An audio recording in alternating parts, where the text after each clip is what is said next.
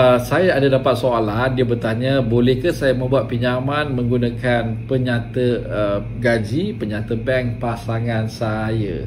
Jawapannya, boleh sekiranya permohonan itu dibuat atas nama pasangan anda, tuan-tuan. Sekiranya anda nak buat pinjaman, anda yang tanda tangan, anda lah orang yang bekerja, anda lah orang yang mempunyai pendapatan. Sekiranya anda tidak ada pendapatan, pasangan anda punya payslip, pasangan anda punya bank statement, pasangan anda punya EPF statement, loan itu adalah loan di atas pasangan anda, tuan-tuan. Sekiranya boleh untuk kami bantu anda, sudah pasti kami bantu anda buat. Waktu sekarang ini tidak ada orang nak beri pinjaman kepada mereka yang tidak ada pendapatan, kecuali ALONG lah kot. Mereka ni biasanya mudah saja untuk memberi, tidak kisah latar belakang pendapatan anda, kerana semakin anda tidak membayar, semakin banyak untung dan kadar faedah kepada mereka.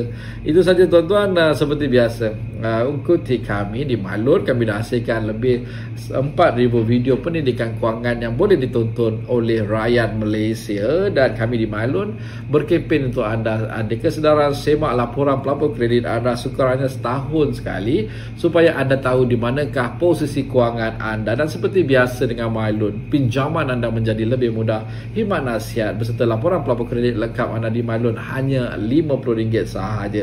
Assalamualaikum, salam sejahtera dan selamat Hari Raya. Maaf zahir dan batin.